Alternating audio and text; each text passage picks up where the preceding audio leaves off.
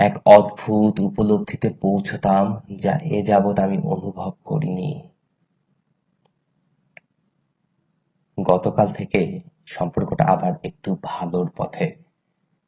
Office থেকে ফেরার পথে গাড়িতে আমি নরেন্দ্র সেনের কাছে শিবুর মন্তব্যের সমালোচনা করেছিলাম। বিয়ে সম্পর্কে আমার ধারণা শিবু যে সঠিক অনুধাবন করতে পারেনি এটাই বলার চেষ্টা করছিলাম। আমি ঠিক জায়গাটাতেই ঘা দিয়েছিলাম। শিবু আমার কথার প্রসঙ্গে মন্তব্য করেছিল যে আমি বিবাহ নামক প্রথাটাকেই ঘৃণা করি। তাই আমার চারপাশের লোকেরা যারা এটাকে পবিত্র এবং আবশ্যকীয় সামাজিক কর্ম বলে মনে করেন তারা এর প্রতিবাদ বা এটাকে অসমর্থন না জানিয়ে থাকতে পারেননি। আমার কথাবার্তার পরে বেশ বুঝতে পারছিলাম যে শীতলতার সৃষ্টি হয়েছিল তা অনেকখানি কেটে গেল। গতকাল আমি মৈত্রীর সঙ্গে কথা বললাম স্বাভাবিকভাবেই। অনেকদিন বাদে আমরা হাসলাম। লাইব্রেরিতে আজ অনেকক্ষণ গল্প করলাম দুজনে। কার্পেটে বসে শকুন্তলা পড়া হলো। ওর গৃহশিক্ষক এসেছিলেন আর আমি আগে থেকেই পড়ার সময় উপস্থিত থাকার অনুমতি চেয়ে রেখেছিলাম। রাত্রে ছাদে দাঁড়িয়ে ও একটা কবিতা আবৃত্তি করলো। তারপর নিঃশব্দে সেখান থেকে চলে গেল। যাবার আগে বিষণ্ণ সুরে বলে গেল, কবিতাই হচ্ছে তার দিনের শেষ কথা। আমি কি মৈত্রী একে ভালোবাসি?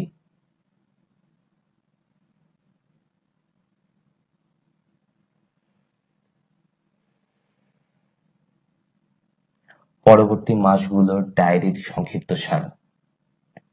আমরা দুজনে পৌরুষ নিয়ে আলোচনা করছিলাম। আলোচ্য ব্যক্তিদের মধ্যে ছিলেন ওয়াল্ট হুইটম্যান, পাপিনি এবং অন্যান্যরা। মৈত্রীর পড়াশোনা বিশেষ ছিল না, কিন্তু ওর আগ্রহ এবং মনোযোগ সে অভাব পূরণ করে দিচ্ছিল। বুঝতে পারছিলাম আমাকে ওর ভালো লাগে।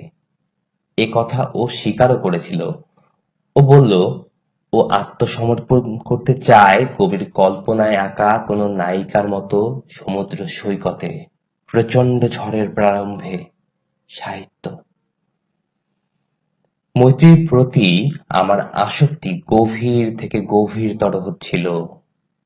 গ্রাম্য কবিতার মতো সরলতা, সহযোগীর আন্তরিকতা এবং এও স্বীকার্য যে এক শারীরিক টানেরও সংমিশ্রণ ছিল সেটা।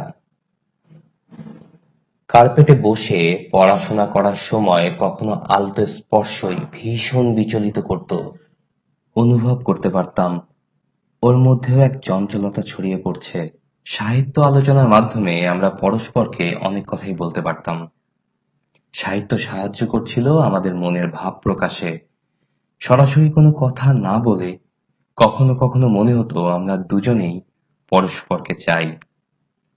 পরবর্তী সময়ে যুক্ত টিকা।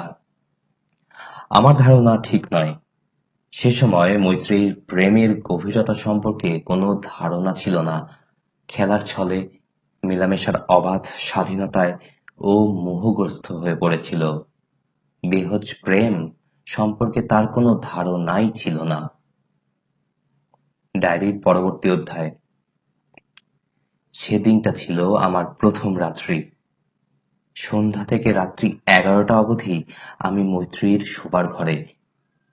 আমরা কিছু অনুবাদ করছিলাম এবং কাব্য আলোচনা করছিলাম। রাত্রিতে মিস্টার সেন একটা ডিনার পার্টি থেকে ফিরে হঠাৎই আমাদের এ ঘরে এলেন। আমি শান্তভাবেই কথা বলতে থাকলাম, কিন্তু মৈত্রীর মুখ চোখ পাল্টে গেল। সে আমার হাত থেকে বইটা তাড়াতাড়ি কেড়ে নিয়ে মুখের সামনে খুলে ধরল। আমরা বাংলা পড়ছি। এইভাবেই এইভাবেই কি ওর মিথ্যা বলা শুরু হয়েছিল? পরবর্তীকালে যুক্ত টিকা। ব্যাপারটা এরকম ছিল না। আমি ওকে কত ভুল বুঝেছি। ও মিথ্যা বলেনি। কবিতা অনুবাদের জন্য আমি তার ঘরে রয়ে গেছি এ কথা যে সে অন্য যে কেউ হলে অনায়াসেই বলতে পারত, কিন্তু সহসা বাবাকে দেখে কি করবে, কি বলবে, বুঝতে না পেরে আমার হাত থেকে বইটাও নিয়েছিল। ডায়েরির পরবর্তী অধ্যায়। আজ আমি ওর জন্য পদ্ম ফুল এনেছিলাম। তোড়াটা বিরাট ছিল। তোড়াটা হাতে নিতে ওর মুখ ফুলে ঢাকা পড়ে গিয়েছিল। আমার হাত ধরে ও আমায় ধন্যবাদ জানালো। স্থির বিশ্বাস হলো যে ও আমায় ভালোবাসে। সারা দিন ধরে ও আমার জন্য কবিতা লেখে, আমায় আবৃত্তি করে তা শোনায়, কিন্তু আমি ওকে ভালোবাসি না। খানিকটা বিস্ময় মিশ্রিত আনন্দ হয় মাত্র। ওর দেহ আর মন আমাকে বিচলিত করে সত্য, ওর চরিত্রের এক বৈশিষ্ট্য আবিষ্কৃত হলো। আমি রমুর সঙ্গে কথা বলছিলাম।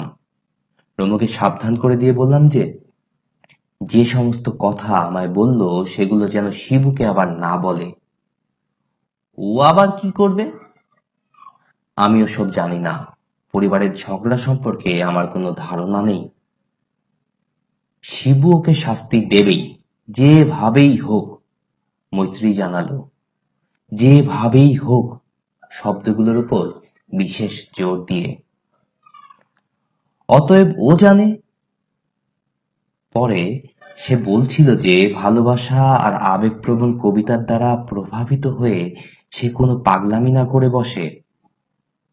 আমাকেও অনেক অবিশ্বাস্য গোপন কথা বলছিল। সেসব কথা বন্ধুত্বের প্রাথমিক স্তরে কি করে বলা সম্ভব বুঝতে পারছিলাম না। পরবর্তীকালে যুক্ত টিকা। মৈত্রী বাস্তবিকই খেলা করছে। রমুকে দাম্পত্য প্রেম কাকে বলে বোঝাচ্ছিল। কতটুকু ও বুঝতে পারছিল জানি না, তবে সফল দাম্পত্য প্রেমের সূত্রগুলো বলতে খুব মজা পেত। ডায়েরির পরবর্তী অধ্যায়। রমু, শিবু, মৈত্রী আর আমি পাড়ার একটা সিনেমা হলে সিনেমা দেখতে গিয়েছিলাম। হিমাংশু রায়ের একটা ভারতীয় ছবি দেখানো হচ্ছিল। মৈত্রী আর আমি পাশাপাশি বসেছিলাম, কথা বলছিলাম আর হাসছিলাম আমরা। কিন্তু ছবির পরেই সে হঠাৎ অজ্ঞান হয়ে গেল। অন্ধকার, বন্ধ ঘর, ছবির বিষয় না আমার সান্নিধ্য, কি যে দায়ী বুঝতে পারলাম না। আমি জানি যে সে সম্পূর্ণ শুদ্ধ হলেও ভীষণ রকমের ইন্দ্রিয়পরায়ণা। আমার ভারতীয় বন্ধুরা ভারতীয় নারীদের এই বিস্ময়কর দিক সম্পর্কে আমাকে জানিয়েছিল। একজন অসূর্য স্পর্শা যুবতী কুমারী মেয়ে তার ফুলশয্যার রাত্রেই নিজেকে এক নিখুঁত দক্ষ প্রেমিকা এবং নিপুণ দেহশিল্পী রূপে প্রকাশ করতে পারে। মৈত্রী ওর প্রথম প্রেমের কথা আমার কাছে প্রকাশ করলো। একটি বাঙালি যুবক, এখন সে ইংল্যান্ডে পড়াশোনা করছে। এ থেকে কি এটাই বুঝবো যে ও খুবই সাধারণ মানের ভাবপ্রবণ ব্যক্তিত্ব? পরবর্তীকালে সংযুক্ত টিকা। ওই স্বীকারোক্তির মধ্য দিয়ে ও এটাই ব্যক্ত করতে চাইছিল যে ওই ঘটনা ছিল আমার সঙ্গে দেখা হওয়ার আগের ঘটনা, যা ও ভুলে যেতে চায়। ডায়েরির পরবর্তী অধ্যায়। আবার ওর জন্য ফুল এনেছিলাম। ও খুব রেগে গেছে আমার ওপর, কারণ ফুল শুধু ওর জন্যই আনি না, মিসেস সেন এবং অন্যান্যদেরকেও দেই। মনে হচ্ছে শিবু কিছু সন্দেহ করছে। যখনই আমরা একা হলাম, সঙ্গে সঙ্গে শিবু আমাদের মধ্যে এসে দাঁড়ালো। আমাদের মধ্যে কিছু ব্যক্তিগত কথা আছে বলা সত্ত্বেও শিবু ওখানে থাকার জন্য জেদ করতে লাগলো। মিস্টার সেন আর আমি সিনেমা দেখতে গিয়েছিলাম। তিনি দুঃখের সঙ্গে জানালেন যে ওর ফ্রান্স যাওয়া পিছিয়ে গেছে। এটা কি আমার ভুল, না উনি সত্যিই মৈত্রীর সঙ্গে আমার বিয়ের কথা ভাবছেন? ফেরবার পথে যখন গাড়িতে বসে আমি আদৌ মৈত্রীকে ভালোবাসি কিনা ভাবছি, তখনও আমাদের ফুলশয্যার ছবি আমার চিন্তা ভাবনাকে এলোমেলো করে দিচ্ছিল। নিজের উপর বিরক্তি আসছিল। একটা কৌশল অবলম্বন করলাম। ওর সঙ্গে দেখা সাক্ষাৎ এড়িয়ে চললাম। যেন আমার ভয় করছে কি হবে, যেন আমি ওর প্রেমে পাগল এবং ভীত। আজ সকালে ও আমার সঙ্গে কথা বলার জন্য প্রায় জোর করে আমার ঘরে এসেছিল। একজন ভারতীয় যুবতীর এহেন আচরণ বোধহয় এই প্রথম। জানি না কোথায় এর শেষ হবে। ও আমাকে বিচলিত করে, মোহগ্রস্ত করে, কিন্তু তবু ওকে আমি ভালোবাসতে পারলাম না। শুধুই খেলা করে যাচ্ছি। অদ্ভুত ওলটপালট করা ঘটনা ঘটে যাচ্ছে। বেশি দূর যাওয়া আমার ভুল হয়েছে। সরলতার ভান করা আরো বেশি করে ভুল। ভেবেছিলাম ভারতীয় নারীর হৃদয় জয় করার সঠিক রাস্তাটাই ধরেছি।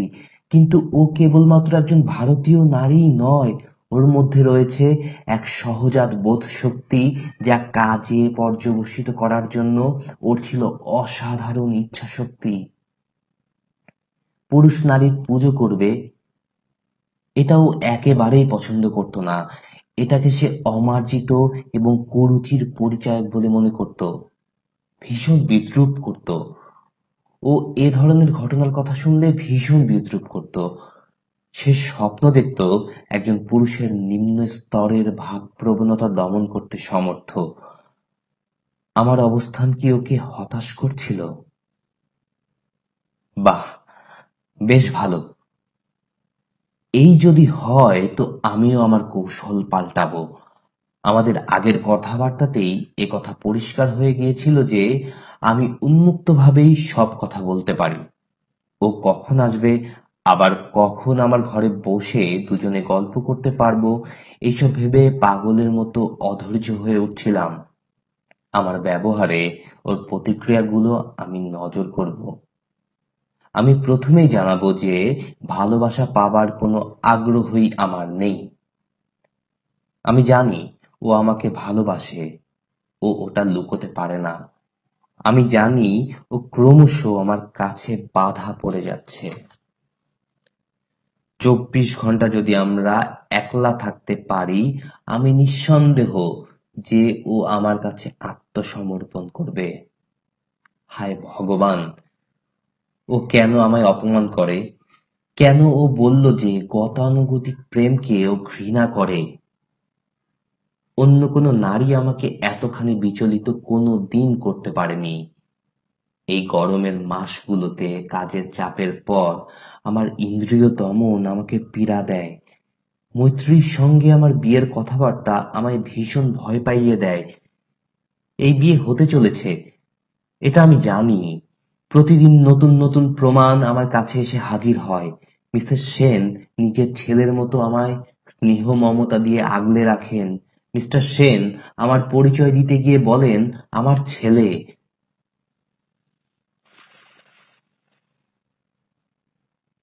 গতকাল রাত্রিতে খাবার টেবিলে মিসেস সেন আমায় বকলেন, তাকে এখনো মাদাম বলে সম্বোধন করার জন্য। এখনো ভারতীয় রীতি অনুযায়ী তাকে মা বলে ডাকতে পারছি না কেন জিজ্ঞাসা করলেন। তার সন্ন্যাসিনীর মতো প্রশান্ত ভাব আমাকে প্রভাবিত করে। তার সরলতা আমায় মুগ্ধ করে।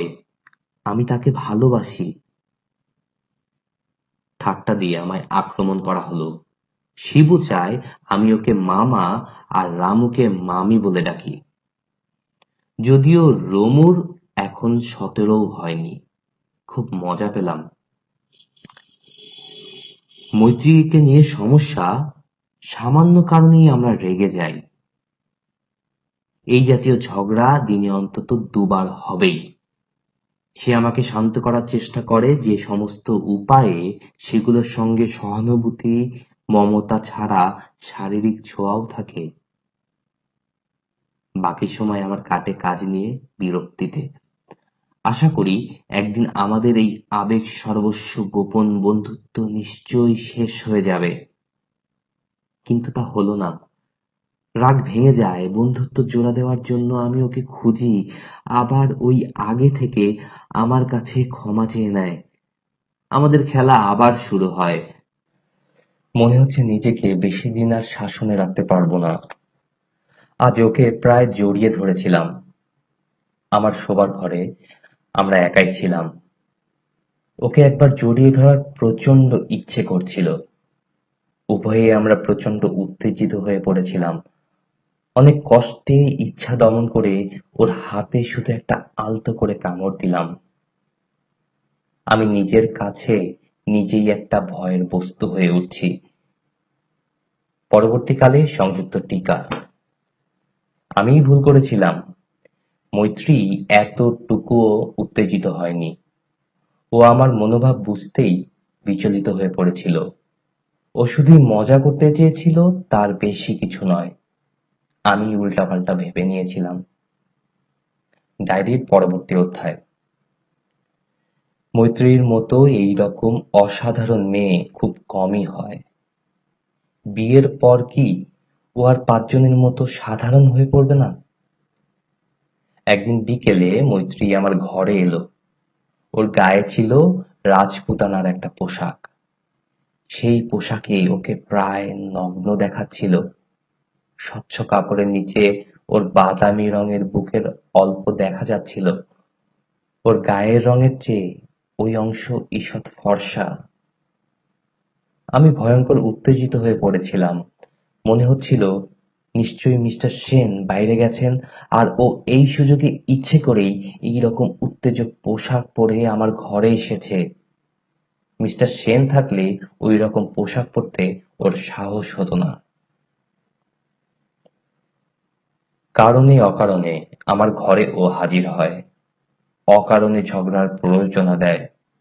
আবেগে ও দীপ্তিময়ী হয়ে উঠছে। ওর দেহ ভীষণ প্রলোভন জাগায়। আপন রিপু দমন করার জন্য আমি ওকে কুৎসিত, মোটা, দুর্গন্ধে ভরা মহিলা রূপে ভাবার চেষ্টা করলাম। একটা ছবি ভেবে নিয়ে তার ধ্যান করতে শুরু করলাম। কিন্তু বৃথাই চেষ্টা। মিছিমিছি স্নায়ু উত্তেজিত করা। কিছুই বুঝতে পারছি না ও আমায় কোথায় নিয়ে যাবে। আজ সকালে ওর সঙ্গে আমার ঝগড়া হলো। আমার কতকগুলো বোকামোর জন্য ও রেগে গেল এবং আমাকে ভয় দেখালো যে ১ সপ্তাহ আমার সঙ্গে কথা বলবে না। আমি জানিয়ে দিলাম, ও যা খুশি করতে পারে, আমার কিছুই যায় আসে না। এই কথাগুলো বলতে পেরে আমার হালকা লাগছিল।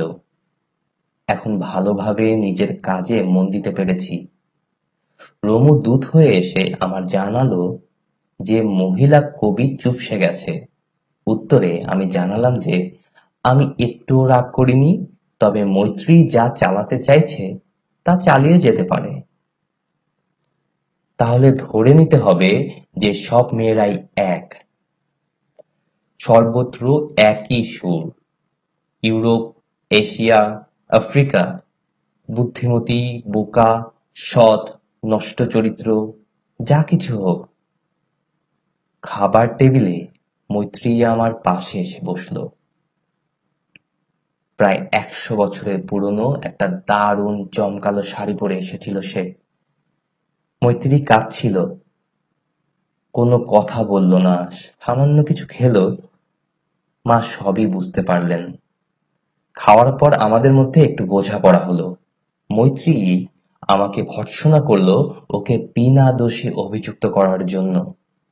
বিনা দোষে ওকে ভুল বোঝার জন্য বলল ও যে প্রেম, সমবেদনা ইত্যাদি বিশ্বাস করে না, এ কথা সত্য নয়।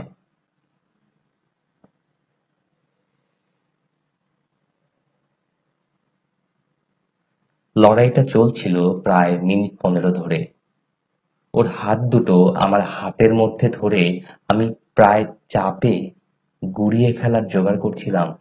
ও যখন হাত ছাড়িয়ে নেওয়ার জন্য ধস্তাধস্তি করছিল, কাঁদছিল, মুখ বিকৃত করছিল, ওকে অপূর্ব লাগছিল দেখতে।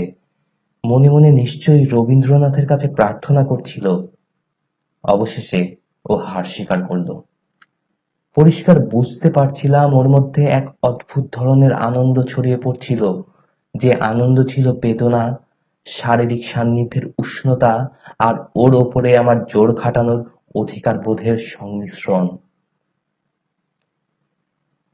আমি ওকে ওর শোবার ঘরের দিকে নিয়ে গেলাম। আমার হাত দুটো একেবারে গুঁড়িয়ে দিয়েছেন। আমি ওর হাত দুটো পরম স্নেহ ভরে তুলে নিলাম। হাত বুলিয়ে দিয়ে ওর হাত দুটো চুম্বনে ভরিয়ে দিলাম। ভারতে একটা অচিন্তনীয় কাজ এটা। যদি কেউ জানতে পারতো তাহলে মৈত্রী একে খুন করে ফেলতো। কিছুক্ষণ পরে ও নিঃশব্দে ঘরে একগুচ্ছ ফুল ছুঁড়ে দিয়ে চলে গেল। মৈত্রী এবং অন্যান্যদের সঙ্গে সিনেমার ঘটনা ও নিজে যেচেই আমার পাশে বসেছিল। অন্ধকার হলে ও আমায় বলল যে আমাদের নিজেদের ব্যাপারে একটা আলোচনা করা দরকার। আমি ওকে পরিষ্কার জানিয়ে দিলাম যে এখন সেটার সময় নয়, কারণ আনন্দ করতে এসেছি এবং আমার এইসব ভাবপ্রবণ আলোচনায় যাবার বিন্দুমাত্র ইচ্ছাও নেই। মৈত্রীর শান্ত ভাব চলে গেল। সে ফুঁপিয়ে ফুঁপিয়ে কাঁদতে শুরু করলো, কিন্তু আমার মনে তার জন্য একটুও চাঞ্চল্য আমি বোধ করিনি। সিনেমা হল থেকে বেরিয়েও সে একইভাবে কেঁদে চলল।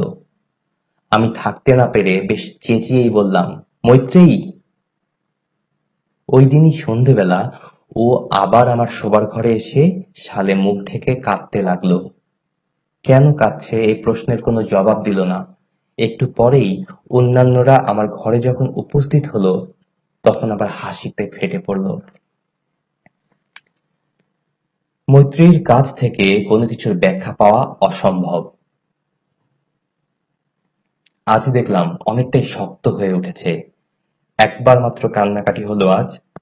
আজ আমারই কিন্তু খারাপ লাগছিল বেশি। আজকের কথাবার্তার সময় বেশ উত্তেজনার সৃষ্টি হয়েছিল। শেষকালে আমি ওকে চলে যেতে অনুরোধ করলাম। ও চলে যেতেই বিছানায় আশ্রয় নিলাম। নিজেকে ভীষণ হাস্যকর লাগছিল। আমি ওকে কথা দিয়েছিলাম আমাদের বন্ধুত্ব সম্পর্কে। আমি কি বোকা! নিজের কৌশল প্রয়োগ করতে গিয়ে একটার পর একটা মিথ্যা স্বীকার করে ওর চোখেই ছোট হয়ে গেছি। আমি অদ্ভুত আচরণ করছি। ও ওর তরফ ও ওর তরফে ঠিক শান্ত ব্যবহারই করেছিল। এই আবেগময় খেলার ফলে আমরা দুজনেই দুজনের কাছে ছোট হয়ে গেছি। ঠিক করলাম আমাদের এই খেলা শেষ করতে হবে। আবার আমাদের বন্ধুত্ব ফিরিয়ে আনতে হবে। হায়, সবকিছু এত সহজ নয়।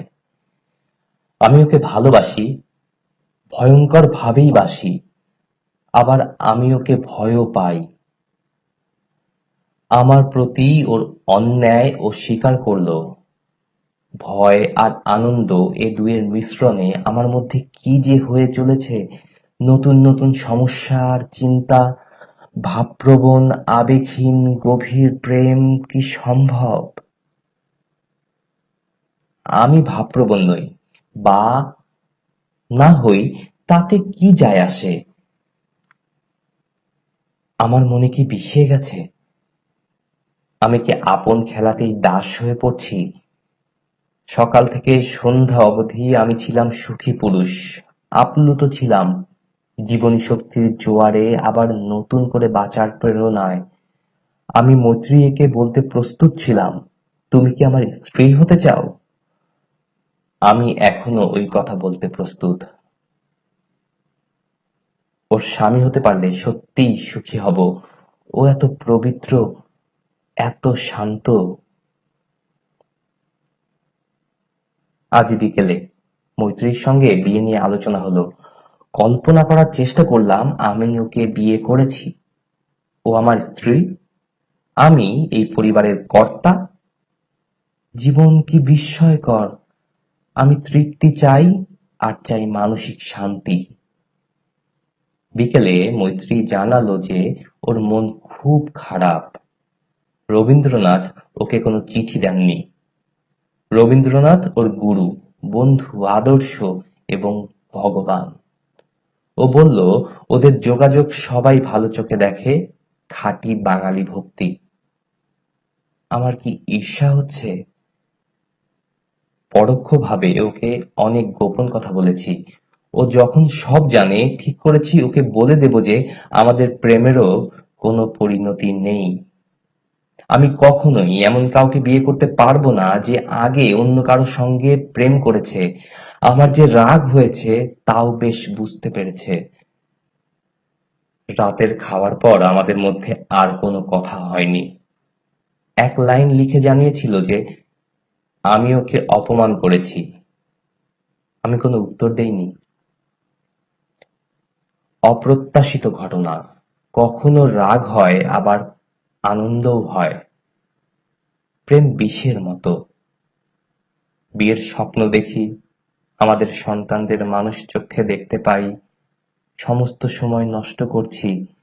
আমার পক্ষে বাস্তবিকই মনস্থির করা শক্ত। আমার আসক্তি আমি ত্যাগ করতে চাই না। রাত্রিতে ভূমিকম্প হলো। আমার জ্বর ছাড়েনি। সকালে মৈত্রীকে একটা দামি উপহার দিলাম। প্রচন্ড মানসিক চাপের দিন। এই দিনের সম্পূর্ণ বর্ণনা আমার পক্ষে করা সম্ভব নয়। মৈত্রী আমার সঙ্গে ঝগড়া করতে চেয়েছিল। আমায় জিজ্ঞাসা করলো ব্যাপারটা কোথায় নিয়ে যেতে চাই। আমি নিজের সঙ্গে বিশ্বাসঘাতকতা করে চললাম, ওর সঙ্গে আপোস করার চেষ্টা চালিয়ে গেলাম। ও ফুঁপিয়ে ফুঁপিয়ে কাঁদছিল। শিবু, বাচ্চু সবাই লক্ষ্য করছিল। আমি একটি কথাও বলিনি। ও যদি অপমানিত বোধ করে তার জন্য আমি দুঃখিত, কিন্তু খুব দৃঢ়তার সঙ্গে আমার নিজের মন শক্ত করে রাখতে পেরেছি। বাচ্চু ঠিক সেই সময় আমার ঘরের সামনের বারান্দায় দাঁড়িয়ে ছিল এবং সবই শুনতে পাচ্ছিল। হতাশ হবার ভঙ্গি নিয়ে মৈত্রী কাঁদছিল। একটা কাগজের ধারে লিখেছিল ও মরতে চায়। বাচ্চু যা শুনতে পেয়েছিল একজন ভারতীয় নারীর পক্ষে তা ছিল যথেষ্ট অসম্মানের। অবশেষে ও শান্ত হলো। আমার ঘর গুছিয়ে দিল, টেবিলের উপর ফুলদানিতে ফুল এনে রাখলো। আমি একটাও কথা বলিনি। অবাস্তব বিশ্বাস এবং মরীচিকার ওপর একটা কবিতার বই লিখছে মৈত্রেয়ী। ইউরোপে যুবতীরা কি ধরনের স্বাধীনতা ভোগ করে সে সম্পর্কে আজ বললাম ওকে। আমার কৌমার্য এখনো আছে কিনা জিজ্ঞাসা করলো এবং তা নেই ধরে নিয়ে কাঁদতে শুরু করলো। দৈনিক শুদ্ধতা নিয়ে ওর এই রহস্যজনক আসক্তি দেখে বিচলিত হলাম। সন্ধেবেলা আলোচনা আবার সেই এক বিষয়ে এসে দাঁড়ালো, ওর বিয়ে। ওর দৃঢ় বিশ্বাস অন্য যেখানেই ওর বিয়ে হোক না কেন ও অসুখী হবেই। আমি বললাম যে আমার সবচেয়ে বড় অপরাধ হলো বোধহয় শ্বেতকায় হয়ে জন্মানো। যদি ভারতীয় হয়ে জন্মাতাম খুব ভালো হতো। আমার এই কথায় ও খুবই বিচলিত হয়ে পড়ল। আমি ভয়ঙ্কর একটা প্রশ্ন করে বসলাম, আমাদের বিয়ে হতে পারে না কেন? ও খানিকক্ষণ প্রস্তর মূর্তির মতো নিশ্চল হয়ে রইল। তারপর আমাদের কথা কেউ শুনে ফেলেছে কিনা দেখার জন্য ও চিন্তিত হয়ে উঠল। ও উত্তর দিল, ভাগ্য বা বিধাতা এইভাবেই আমাদের ভাগ্য নির্ধারণ করে দিয়েছেন। আমি প্রশ্ন করেছিলাম, ভাগ্য বা বিধাতা কেন? কুসংস্কারই কি এর জন্য একমাত্র দায়ী নয়? ওর উত্তর ছিল, বিধাতা এইসব সংস্কারের মধ্য দিয়েই তার ইচ্ছা পূরণ করেন, আর আমার প্রেম নাকি ক্ষণিকের মোহ। প্রকৃতপক্ষে এই প্রেম, যা প্রথম প্রথম আমার অসম্ভব ভাগাবেগের নিদর্শন বা শিশুসুলভ খেয়ালিপনা বলে মনে হতো, তা মৈত্রীর মনোভাবের দ্বারা উজ্জীবিত হয়ে আমায় আষ্টে পিষ্টে বেঁধে ফেলেছিল আর টেনে নিয়ে গিয়েছিল অনেক দূর অবধি, প্রায় আমার বুদ্ধির প্রান্তে, কল্পনার জগতে, যেখান থেকে নিজেকে আমার সুখী, পরিপূর্ণ সুখী বলে মনে হতো। জানি না কিভাবে এর ব্যাখ্যা দেব। অত্যন্ত গুরুত্বের সঙ্গে আমি বিয়ের কথা চিন্তা করছি। ওর দেখা পাওয়া দুরূহ হয়ে উঠছে। ও সবসময়ই শোবার ঘরে, নয় লিখছে, নয় গান গাইছে। আমি রমু মারফত কয়েকটা নির্দোষ প্রেমপত্র পাঠালাম, কিন্তু কোনো উত্তরই ও দিল না। প্রথম রাতে খুবই কষ্ট হলো। অনেক কিছু ভাবলাম।